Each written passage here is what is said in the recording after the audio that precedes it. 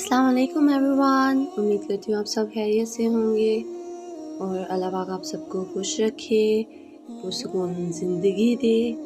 जो लोग भी मेरे चैनल को देख रहे हैं प्लीज़ इसको सब्सक्राइब करें, लाइक करें एंड शेयर करें। Thank you. नाउ हम स्टार्ट करते हैं। तो दोस्तों सूरह कहफ की आयत 19 से स्टार्ट करते हैं, जहाँ से हमने इस तरह हमने उन्हें उठाया ताकि वो आपस में कुछ सवाल जवाब करें। इनमें से एक ने कहा, भला तुम कितनी मुद्दत इस हाल में पड़े रहे। इस तरह हमने से बाज़ ने कहा, यही कोई एक दिन या दिन का कुछ हिस्सा। और बाज़ ने कहा, भला तुम कितनी मुद्दत में तुम्हारा रब ही जानता है जितनी मुद्दत पड़े रहे।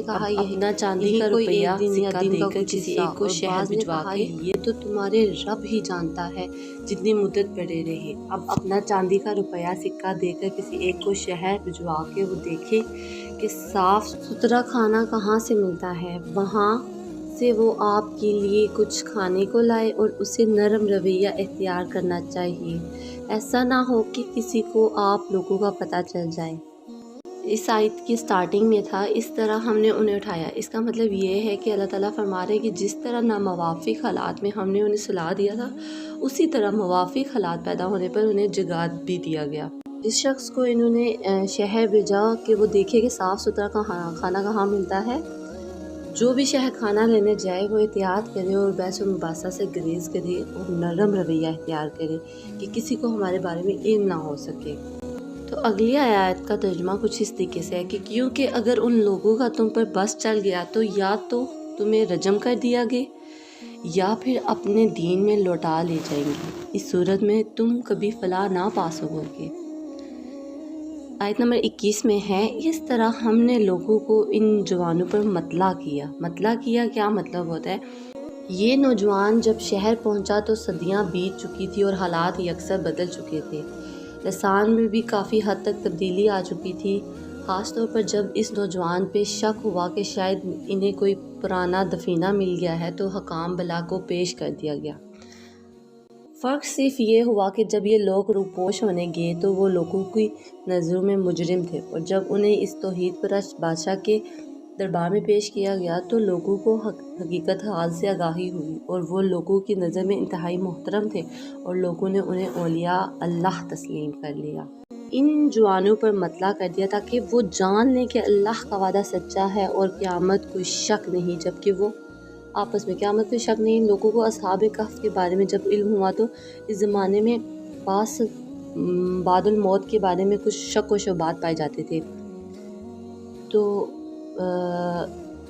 जो उनके बारे में शक व शुबात पाए जाते थे कि ये रूहानी होगा या जिस्मानी। चनाचा इस वाक़े ने बादल मौत के बारे में कतई दलाइल फराहम कर दिए।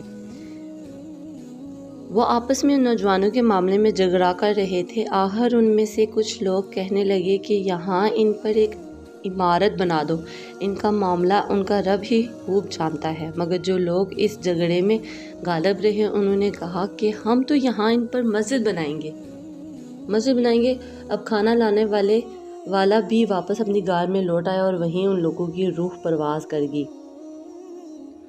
हज़रत आयशा फरमाती हैं कि उम्मे हबीबा रज़ी अल्लाह तआला अन्हा और उम्मे सलमा ने आपसे एक गज्जे का जिक्र किया जिसे उन्होंने हबशा में देखा। इसमें मूर्तें रखी हुई थी। आप सल्लल्लाहु अलैहि वसल्लम ने फरमाया कि इन लोगों का तरीका था कि जब इनमें से कोई सालिया आदमी मर जाता तो उसकी कब्र पे मस्जिद बना लेते और उसमें ये मूर्तियाँ रखते। यौम क़यामत ये लोग अल्लाह के यहाँ सब महलूक से बदतर होंगे।